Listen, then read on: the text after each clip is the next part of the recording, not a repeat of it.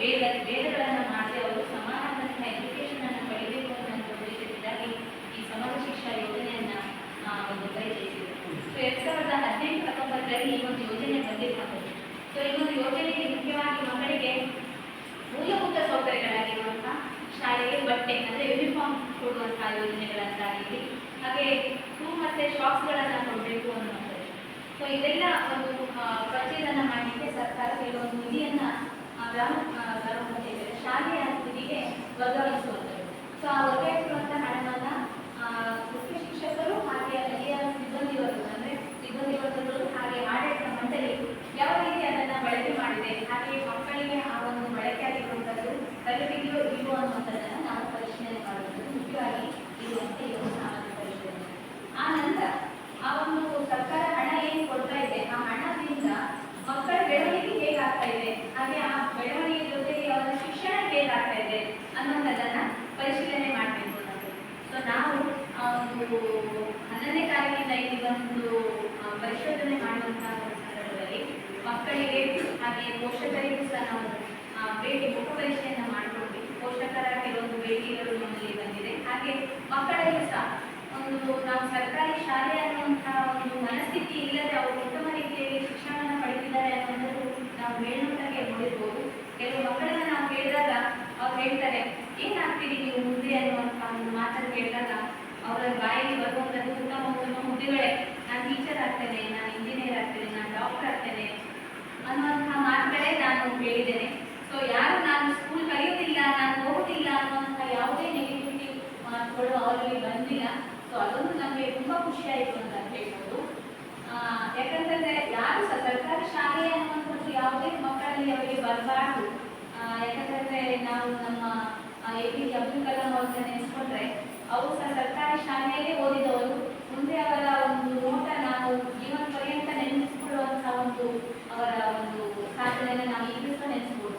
ಯಾವ ಮಕ್ಕಳು ಸಹ ಯಾವ ಮಕ್ಕಳಾಗಿರ್ಬೋದು, ಸರ್ಕಾರಿ ಶಾಲೆಗಾಗಿರಲಿ ಅಥವಾ ಬೇರೆ ಶಾಲೆಗಾಗಿರಲಿ, ಮಕ್ಕಳ ಒಂದು ಮನಸ್ಥಿತಿ ಆ ಒಂದು ಸಮಯದಲ್ಲಿ ತುಂಬ ಮೃದುವಾಗಿರ್ತದೆ. ಸೊ ನಾವು ಆದರೂ ಕೇಳೋ ಪ್ರಶ್ನೆ, ನೀವು ಆದರೂ ಕೇಳೋ ಪ್ರಶ್ನೆ ಅವರಿಗೆ ಯಾವುದೇ ರೀತಿಯ ಹಾನಿಕರ ಆಗಬಾರದು ಅಂತ ಹೇಳ್ತಾ ಮುಂದಿನ ಒಂದು ಶಿಕ್ಷಣದ ಈ ಒಂದು ನಾವು ಮೇಲ್ನೋಟಕ್ಕೆ ಅಂದರೆ ಶಾಲೆಯ ಬೆಳವಣಿಗೆ ಹಾಗೆ ಪೋಷಕರ ಒಂದು ಮೇಲ್ಮನೆಗೆ ಏನಾಗಿದೆ ಅಂತಂದರೆ ನಾವು ಕಂಡುಕೊಳ್ಳೋ ಪ್ರಕಾರ ಶಾಲೆಗೆ ಮುಖ್ಯವಾಗಿ ಕೊಠಡಿಗಳ ಸಮಸ್ಯೆ ಇಲ್ಲ, ಅಂದರೆ ಕೆಲವೊಂದು ಶಿಕ್ಷಕರ ಸಮಸ್ಯೆ ಇದೆ ಅಂತ ನಾವು ನೋಡ್ತಿದ್ದೇವೆ. ಹಾಗೆ ಇಲ್ಲಿ ಗ್ರೌಂಡ್ ವ್ಯವಸ್ಥೆ ಇಲ್ಲ, ಮಕ್ಕಳ ಒಂದು ಪಾಠದ ಜೊತೆಗೆ ಆಟನೂ ಇರಬೇಕು ಅನ್ನುವಂಥದ್ದು ಕಾನ್ಸೆಪ್ಟ್ ಇದೆ.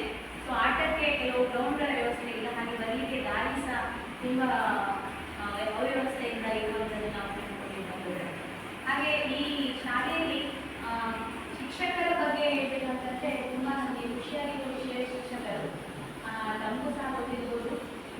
ಮಕ್ಕಳಿಗೆ ಮೊದಲ ಗುರು ತಾಯಿ, ನಂತರ ಶಾಲೆಯ ಶಿಕ್ಷಕರು ಎರಡನೇ ಗುರು ಅಂತ ಹೇಳ್ಬೋದು. ಆ ಗುರುವಿನ ಒಂದು ಆಕ್ಟಿವಿಟಿ ಏನಿದೆ ಅಂತಂದರೆ ತುಂಬ ಫಾಸ್ಟ್ ಕ್ವಿಕ್ ಆಗಿ ಅವರು ಏನೇ ಶಿಕ್ಷಣನ ಕ್ವಿಕ್ ಆಗಿ ತಗೊಳ್ತಾರೆ, ಸಡನ್ ಆಗಿ ತಗೊಳ್ತಾರೆ. ಅವರ ಸಮಯವನ್ನು ಬಿಟ್ಟು ಮಕ್ಕಳಿಗೆ ಕೊಡ್ತಾ ಇದ್ದಾರೆ ಅಂತ ಅಂದ್ಕೊಂಡಿದ್ದೇನೆ ನಾನು ಬಂದಿರುವಂತಹ 4 ದಿನದಲ್ಲಿ. ಆದರೆ ನಿಮಗೆ ಗೊತ್ತಿರ್ಬೋದು ಶಿಕ್ಷಕರು ಯಾವ ರೀತಿಯಲ್ಲಿ ಇದ್ದಾರೆ ಅನ್ನುವಂಥದ್ದನ್ನು. ನೆಕ್ಸ್ಟಿಗೆ ನಾವು ಹೇಳಬೇಕು ಅನ್ನುವಂಥ ವಿಷಯ ಈಗ ಲೆಕ್ಕಾಚಾರದ ಬಗ್ಗೆ ನಾನು ಹೇಳ್ತೇನೆ. ಅಂದರೆ ಈ ಶಾಲೆಗೆ ಎಷ್ಟು ಹಣ ಬಂದಿತ್ತು, ಹಾಗೆ ಎಷ್ಟು ಖರ್ಚಾಗಿದೆ ಅಂತ. ಉದ್ದೇಶ ಇಷ್ಟೇ ಸರ್ಕಾರದ 1 ರೂಪಾಯಿ ಸಹ ಬಂದು ಒಂದು ಪಾರದರ್ಶಕತೆಯಿಂದ ಇರಬೇಕು.